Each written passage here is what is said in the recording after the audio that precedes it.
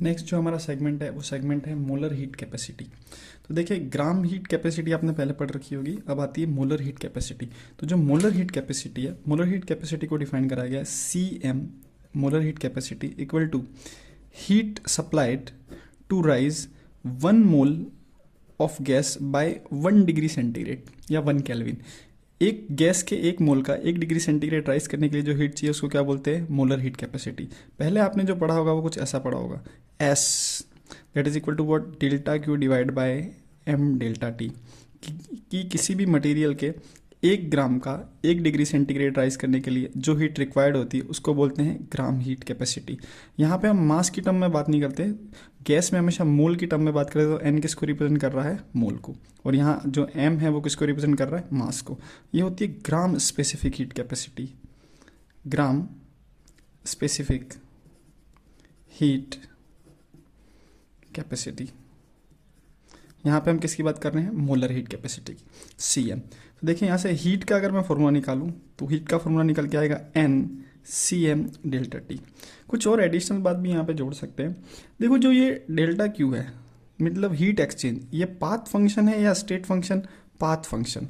Path function का मतलब क्या होता है कि हर प्रोसेस के लिए इसकी वैल्यू सेम रहेगी या डिफरेंट रहेगी? Different for different process. अगर हर प्रोसेस के लिए इसकी वैल्यू सेम है तो क्या हर प्रोसेस के लिए मोलर हीट कैपेसिटी सेम होगी या डिफरेंट? तो मोलर हीट कैपेसिटी जो है वो भी हमारा किस टाइप का फंक्शन है? Path function. कैसा फंक्शन है? Path function. कि किस प्रोसेस से आप गैस को गर्म कर रहे हो।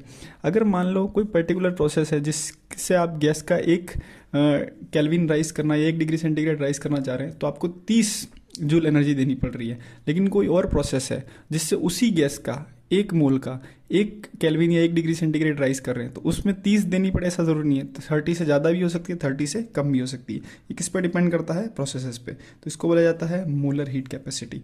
अच्छा, मोलर हीट कैपेसिटी को हमेशा कैपिटल CM से लिखा जाएगा, और ग्राम हीट कैपेसिटी कभी दे रखी हो तो इसको स्मॉल CM से रिप्रेजेंट करा जाएगा। किससे? Small CM। अच्छा, इसकी यूनिट की भी बात कर लेते हैं। तो मोलर हीट कैपेसिटी की जो आपकी यूनिट है, यूनिट बनेगी इसकी कैलोरी मोल डिग्री सेंटीग्रेड, और जूल में लिख सकते हैं जूल मोल केल्विन। अगर आप ये यूनिट देखते हैं तो आपको पता होना चाहिए कि क्या गिवन है? Molar heat capacity. इधर पे अगर यूनिट देखी जाए तो देखिए ध्यान से, यहाँ पे यूनिट बन के आएगी कैलोरी, मोल की जगह क्या आएगा? ग्राम इंटू डिग्री सेंटीग्रेड, या जूल में लिखना चाहे तो जूल में भी लिख सकते हैं joule kilogram into kelvin. Clear है? अच्छा, मोलर हीट कैपेसिटी और ग्राम हीट कैपेसिटी में एक रिलेशन भी होता है। देखिए ध्यान से क्या रिलेशन है।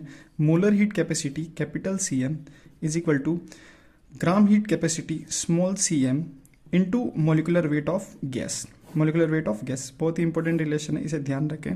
कई बार क्वेश्चंस में ग्राम हीट कैपेसिटी दे देते हैं या इसको स्पेसिफिक हीट बोलते हैं, स्पेसिफिक हीट दे देते हैं और मोलर का सवाल पूछ लेते हैं, तो कंफ्यूज नहीं हो। ये इन दोनों के बीच का रिलेशन है, यू शुड नो दिस। पता कैसे चलेगा? पता चलेगा इनकी यूनिट्स देख के हमेशा, कि ये कैपिटल CM दे रखा है, स्मॉल CM दे रखा है। Thank you.